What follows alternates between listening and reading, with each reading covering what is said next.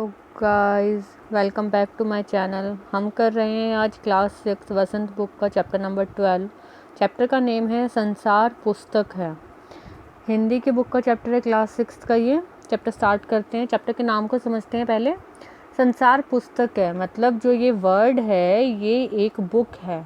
Book से हमें क्या मिलता है? बुक से हमें बहुत सारी चीज़ों के बारे में पता लगता है, बहुत सारी नॉलेज मिलती है।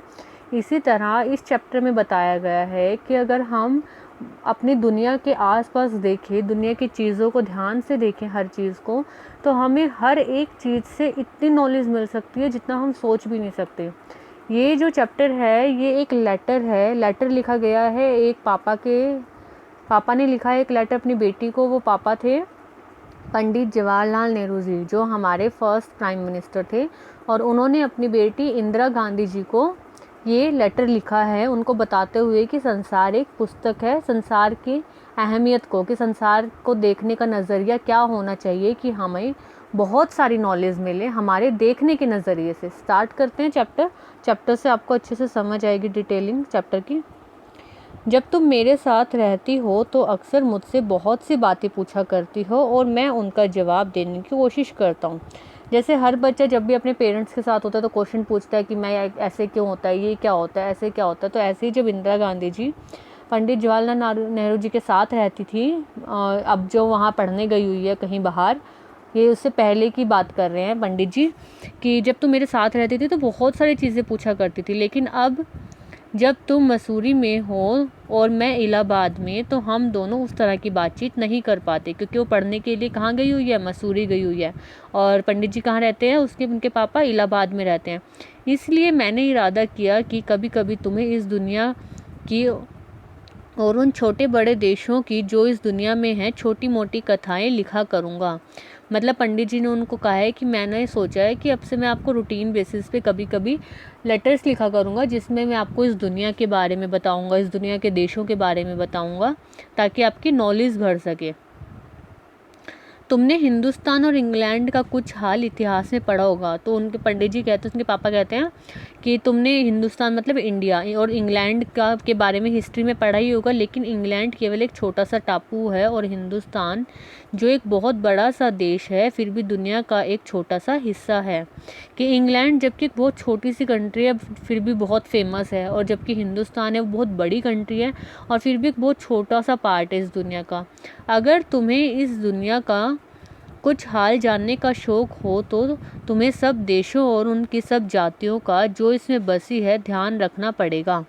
तो आगे उनके पापा कहते हैं कि अगर तुम इस दुनिया के बारे में जानना चाहती हो तो तुम्हें पूरी दुनिया के बारे में जानना पड़ेगा। ये नहीं है कि तुम सिर्फ जहाँ रहती हो तुम्हें सिर्फ उस बारे में नॉलेज है तो तुम्हारी नॉलेज इनफ है। नहीं, अगर तुम्हें इस दुनिया के बारे में जानना है तो इस दुनिया के सभी देशों के बारे में, उनमें रहने वाले लोगों के बारे में जानना होगा, तभी तुम इस दुनिया को जान पाओगी।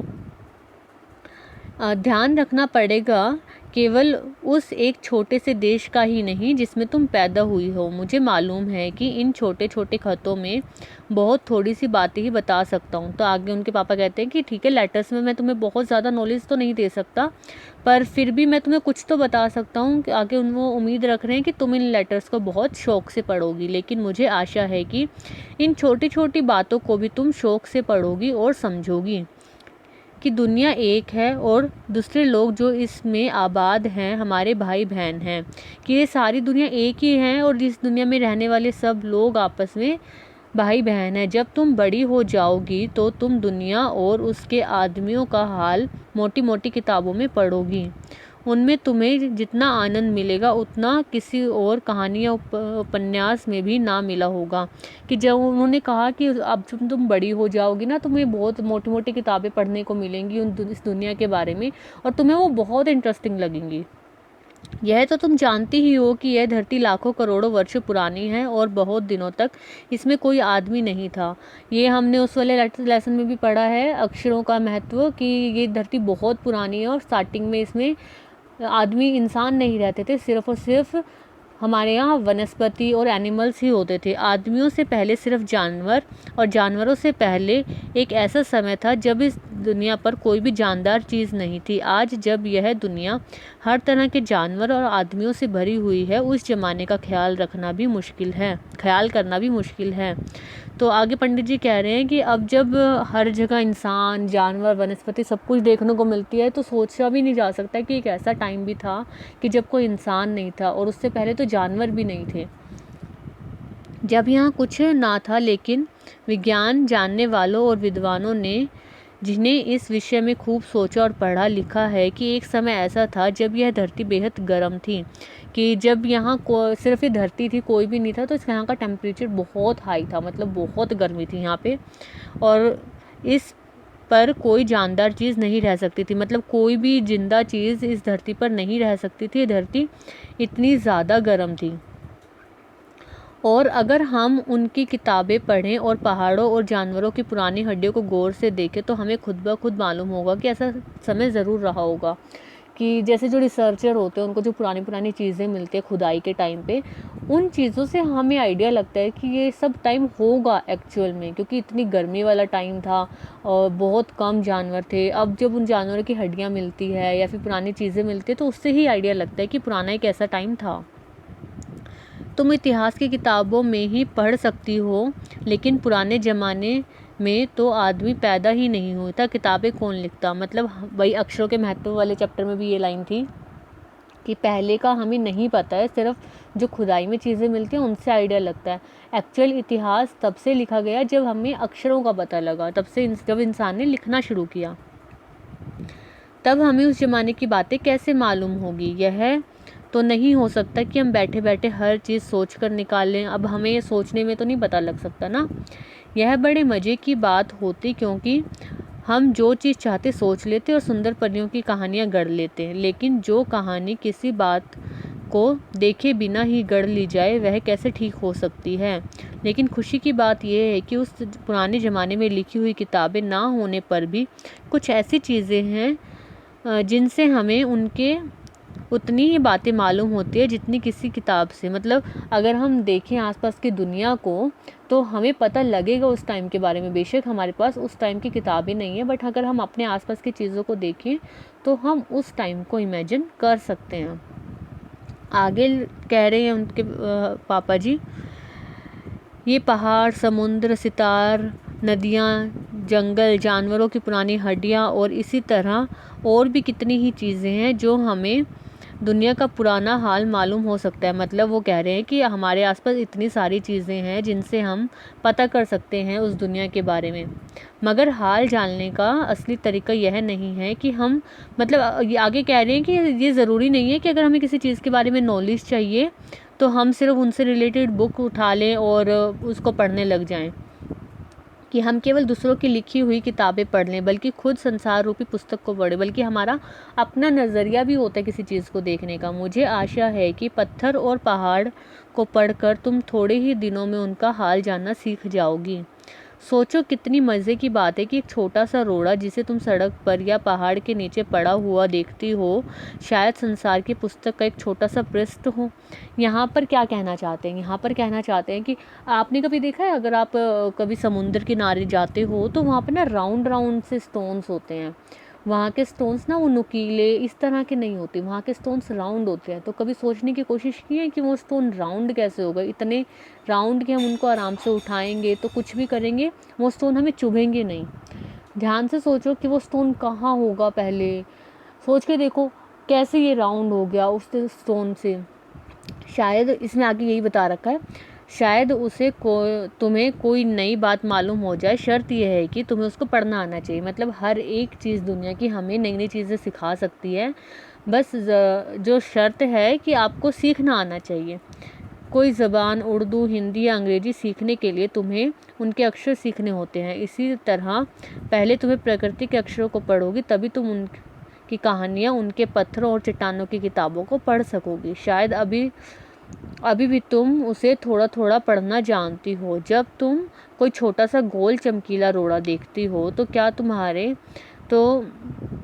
क्या वह तुम्हें कुछ नहीं बताता कि यह गोल कैसे हुआ, चिकना कैसे हुआ, चमकीला कैसे हो गया, इसके खुरदरे किनारे और कोनों का क्या हुआ। अगर तुम किसी बड़ी चट्टान के टुकड़ों को तोड़ कर टुकड़े कर डालो तो हर एक टुकड़ा खुरदरा और नुकीला होगा। मतलब अगर हम कोई भी स्टोन या कोई भी पहाड़ तोड़ेंगे ना तो हर एक जो पत्थर निकलेगा वो शार्प होगा, कोई भी गोल और चिकना नहीं होगा। तो यह गोल चिकने रोड़े किस तरह बिल्कुल नहीं होते, मतलब इस तरह के तो बिल्कुल भी नहीं होते। फिर यह रोड़ा इतना चिकना, इतना चमकीला, इतना गोल कैसे हो गया? अगर तुम्हारी आंखें देखे और कान सुने और तुम उसी के मुंह से उसकी कहानी सुन सकती हो, वह तुमसे कहेगा कि एक समय था जिसमें जिसे शायद बहुत दिन गुजर गए हैं, वह भी एक चट्टान का टुकड़ा था। ठीक उसी चट्टान के टुकड़े की तरह उसमें किनारे और कोने थे। मतलब वो पत्थर क्या कहना चाह रहा है आप तुमको, तुम ध्यान से सुनो। वो कह रहा है कि मैं भी एक खुरदरा सा ही टुकड़ा था पहाड़ का, जिसे तुम बड़ी चट्टान से तोड़ते हो। शायद वह किसी पहाड़ के दामन में, मतलब पहाड़ के नीचे पड़ा था। तब पानी आया और उसे बहाकर छोटी सी घाटी में ले गया। तब वहाँ से एक पहाड़ी नाले की ओर ढकेल गया और उसे एक मोटे से दरिया में पहुंचा दिया। मतलब वो टुकड़ा की स्टोरी क्या होगी, वो एक पहले पहाड़ का पार्ट था, किसी ने तोड़ा, पहाड़ से नीचे गिर गया, वहाँ पर पानी आया, अपने साथ बहा ले गया। पानी से फिर वो लुढ़कता हुआ किसी नाले में चला गया। फिर छोटी सी दरिया से वह बड़े दरिया में पहुँच गया। इस बीच वह दरिया के फंदों में लुढ़कता रहा, मतलब एक नदी के अंदर वो इधर से उधर डोलता रहा और उसके जो खुरदरे से नुकीले से शार्प कॉर्नर्स थे वो घिस गए, किनारे घिस गए और वह चिकना और चमकदार हो गया। इस तरह वह कंकड़ बना जो तुम्हारे सामने है। किसी वजह से दरिया छोड़ गया और अब किसी रीज़न से वो दरिया से अलग हो गया और तुम्हारे सामने है। तुम उसे पा गई। अगर दरिया उसे और आगे ले जाते तो वह और छोटा होता रहता, मतलब जितना देर वो पानी में रहता उतना वो साइज़ में छोटा और उतना चमकदार होता। अंत में बालू का एक जरा सा जर्रा हो जाता और समुद्र के किनारे अपने भाइयों से जा मिलता। जहाँ एक समुद्र बालू का किनारा बन जाता है, जहाँ पर छोटे छोटे बच्चे खेलते हैं और बालू का मतलब जब भी हम समुद्र को देखते हैं ना, समुद्र अपने साथ मिट्टी बहा कर लाते हैं और मिट्टी एक जगह जमा होती रहती है और वहाँ पर एक दरिया बन जाता है। तो कहता है कि अगर मैं अलग ना हुआ होता तो मैं भी उस दरिया में जाकर मिल जाता। अगर एक छोटा सा रोड़ा तुम्हें इतनी सारी बातें बता सकता है तो पहाड़ और दूसरी चीज़ें जो हमारे चारों तरफ है हमें कितना कुछ मालूम कर सकते हैं। तो इसमें पंडित जवाहरलाल नेहरू जी ने अपनी बेटी इंदिरा गांधी को बताया है कि संसार की चीज़ों को देखने के नज़रिए से हम बहुत कुछ सीख सकते हैं। सब कुछ निर्भर करता है कि हम किस तरह से इस दुनिया को देखते हैं और उनसे क्या सीखने की कोशिश करते हैं। ज़रूरी नहीं है कि हमें सारी नॉलेज बुक्स से ही मिले। ये संसार अपने आप में ही एक पुस्तक है, इससे हमें नॉलेज, इससे हमें ज्ञान प्राप्त करना चाहिए। होप आप लोगों को समझ आया होगा। नेक्स्ट चैप्टर नेक्स्ट वीडियो में करेंगे। Thank you, keep studying, happy studying.